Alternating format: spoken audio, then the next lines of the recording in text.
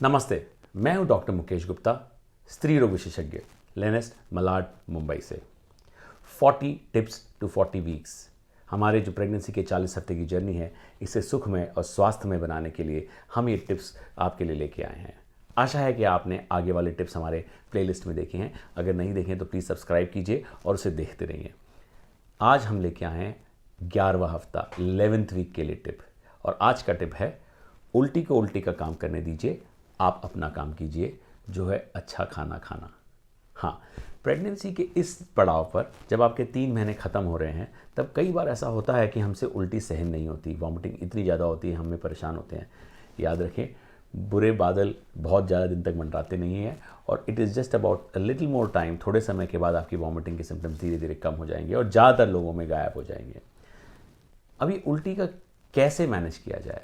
जब हमारे शरीर में प्रेगनेंसी की जो हार्मोन्स हैं, HCG हार्मोन हमारे ब्रेन को स्टिमुलेट करते हैं, तो हमें नौशिया की फीलिंग आती है, यानी जी मचलाना और उल्टी की फीलिंग आती है।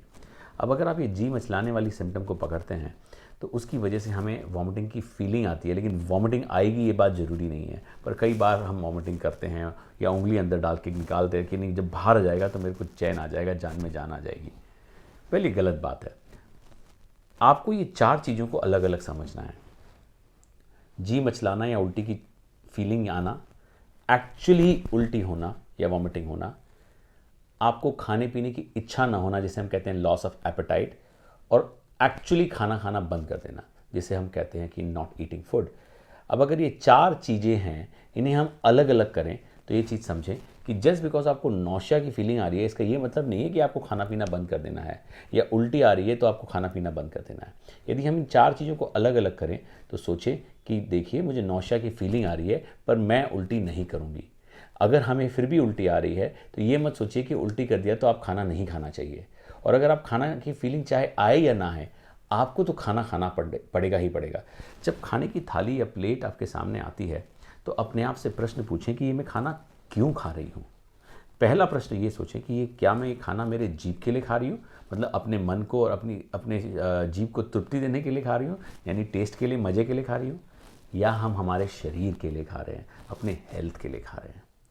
इसके बावजूद अगर आपके मन में ये मोटिवेशन नहीं आया, तो ये तीसरी चीज़ सोचें कि खाना या तो हम जीभ के लिए खा रहे हैं, या हमारे शरीर के लिए खा रहे हैं, या फिर हम हमारे बच्चे के लिए खा रहे हैं। क्योंकि आपके बच्चे तक अगर आपको न्यूट्रिशन पहुंचाना है, आपने को खाने के तत्व पहुंचाने हैं, तो हमारे पास और कोई ज़रिया नहीं है, केवल आप अच्छा खाना खाएं। यही एकमात्र रास्ता है जिससे आपका बच्चा हेल्दी और आपका बच्चा स्वस्थ होगा।